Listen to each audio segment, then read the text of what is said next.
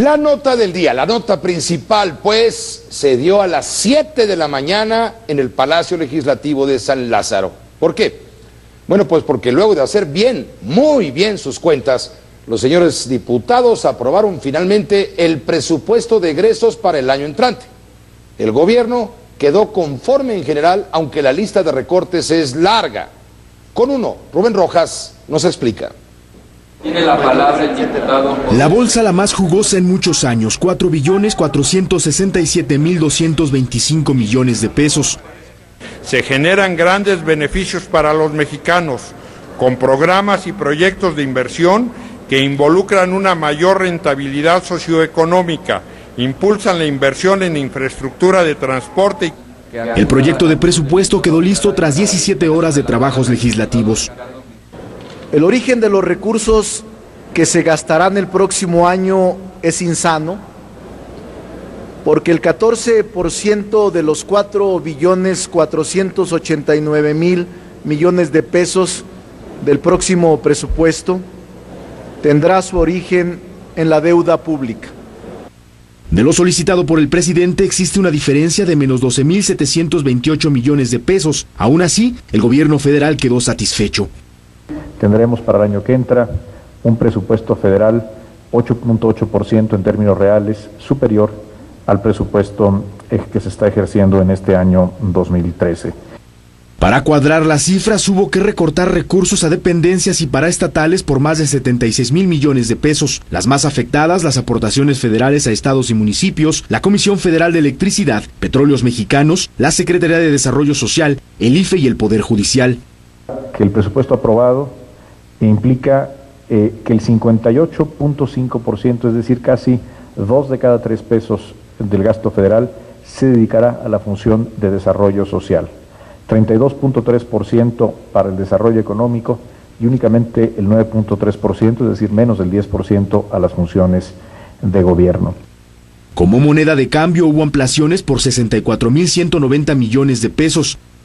La mayor de estas se dio en el ramo 23 con 41.000 millones de pesos, de los cuales 3.000 millones se destinaron al Fondo de Capitalidad y 7.000 millones de pesos a la reconstrucción de Guerrero, dañado por los fenómenos meteorológicos Ingrid y Manuel. Esta vez los diputados prometieron ser guardianes de cada peso. Hemos centrado nuestra atención en brindar seguridad en el ejercicio del gasto y evitar los subejercicios.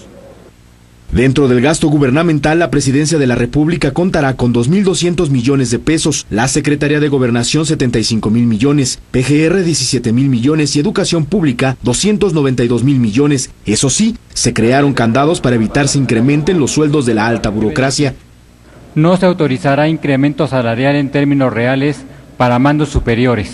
Se determina un sueldo de más de 2,5 millones de pesos a la Presidencia de la República.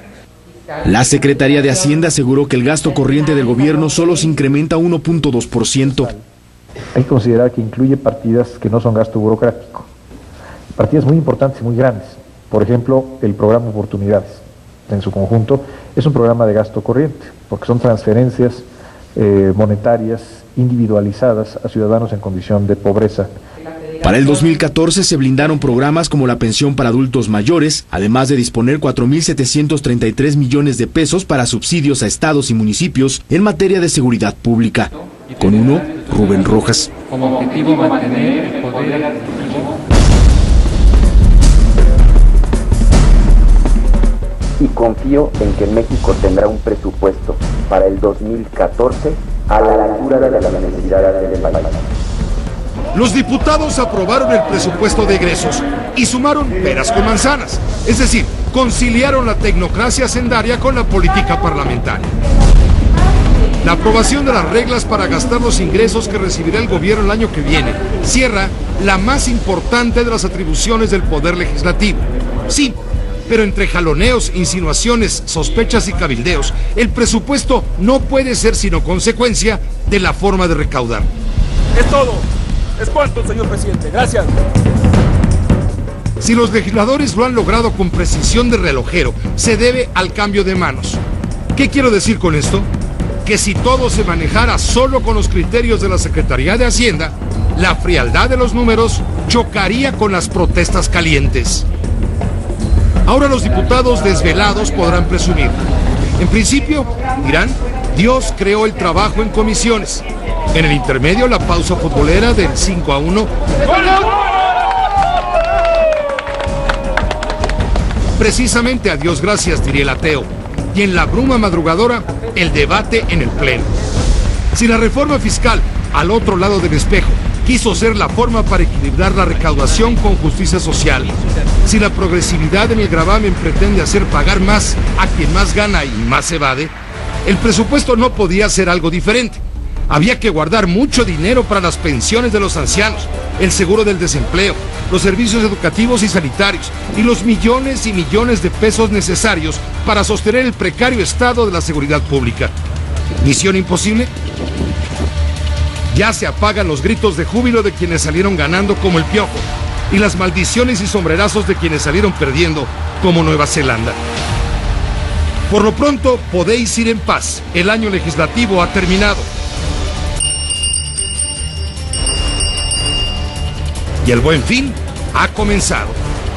Con uno, José Cárdenas.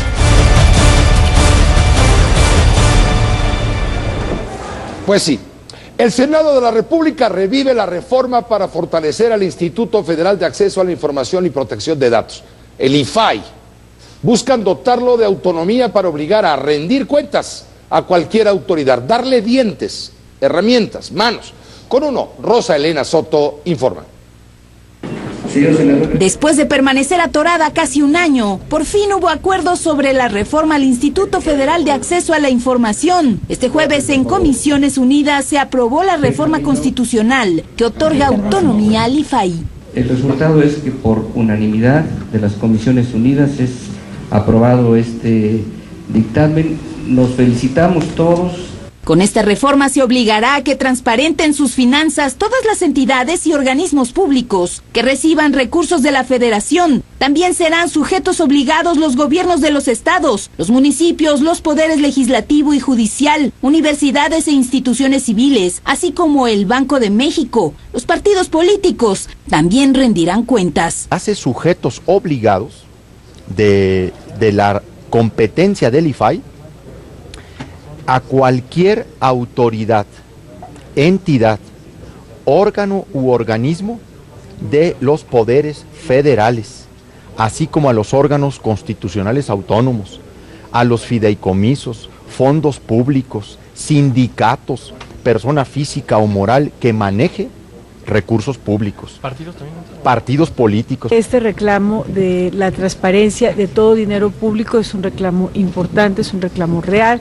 Hoy los partidos políticos y aquellos sindicatos que reciben dinero público, nadie va a estar exento de rendir cuentas. Los sindicatos tendrán que transparentarse. Hasta las aportaciones, por ejemplo, a los sindicatos, al sindicato petrolero, al Sindicato Nacional de Trabajadores de la Educación, que reciben recursos públicos en demasía y con una gran discrecionalidad. Sin embargo, la reforma permitiría a todos los organismos autónomos, no solo al Banco de México, a promover una controversia constitucional ante la Suprema Corte para impugnar algún acto o determinación del IFAI. Fortalezcamos el proceso constitucional, no solo para Banco de México, no, sino para todos los órganos que, como van a ser sujetos de transparencia, si algún tema de la transparencia violentara sus facultades exclusivas, entonces tendría el derecho de ir a la Suprema Corte. Esta reforma llegará con la intención de ser aprobada el próximo miércoles. Con uno, Rosa Elena Soto. Total, nuevas reglas para el tema de la transparencia gubernamental y nuevas cifras y números para el asunto del presupuesto de egresos. Este asunto, como decíamos hace un momento, que suma peras con manzanas, suma lo tecnocrático con lo político, en fin.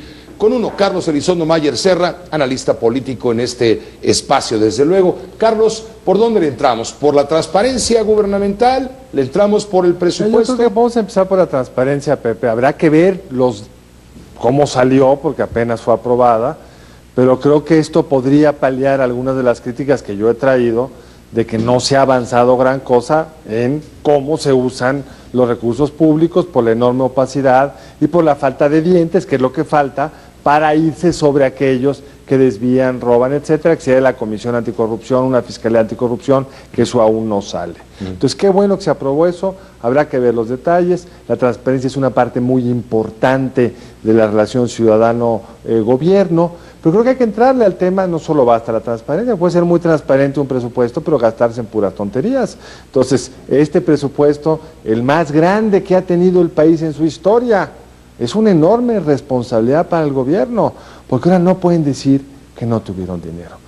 El presidente mandó un presupuesto gigantesco y la Cámara básicamente se le aceptó porque le recortó nada, 12,000 millones de pesos, que sí, que era un universo de 4 billones y medio de pesos. Es una pizcacha que no pinta, es absolutamente como, bueno, está bien, te doy la morralla, es la morrallita. Le dieron lo que pidió.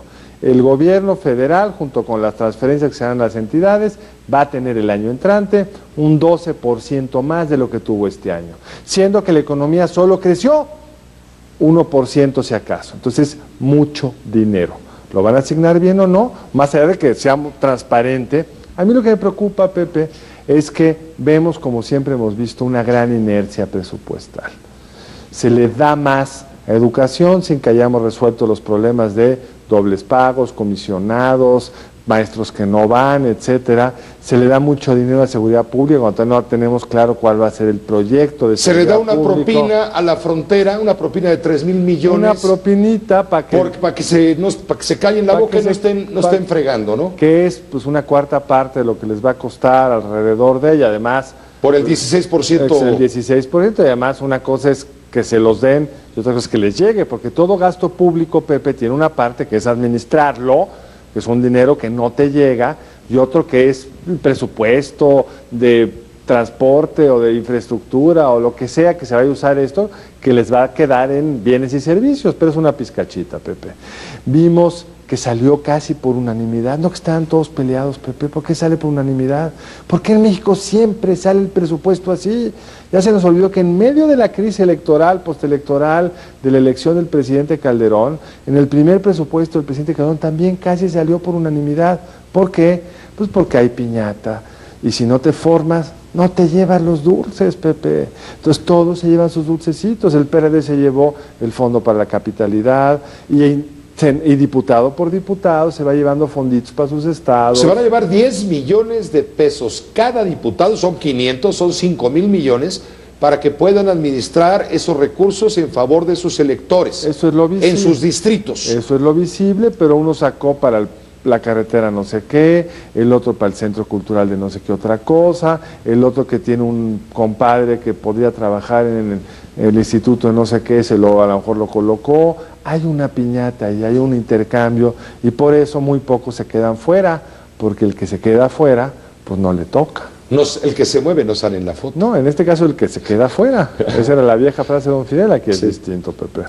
Pues así está la cosa, y ahora se reforma el Instituto de Acceso a la Información y los Datos, con nueva estructura. Con capacidad de ir a las entidades. Con dientes. Viene más fuerte. Habrá que verlo con los detalles. Sí, porque el presupuesto aprobado esta madrugada, a las 7 de la mañana, todavía hoy jueves estaban ahí cerrando la sesión del Pleno, finalmente lo aprobado no trae ningún capítulo que hable de cómo se va a fiscalizar lo bien o mal que el gobierno gaste lo que le fue autorizado. Absolutamente cierto. Y dos, habrá que ver qué tan cierto es que el presupuesto de gasto, de egresos, corresponde al interés de tipo social que movió a la ley de ingresos. Yo creo que hay mucho más gasto social, pero eso no significa que le llegue a la gente, porque el gasto social muchas veces se queda en las burocracias, muchas veces se va vamos a poner un ejemplo más concreto, digamos. ¿Es gasto social el gasto educativo? Sí, sí es gasto social. Pero si ese maestro no va a clases, ¿qué ganaste con ese gasto social?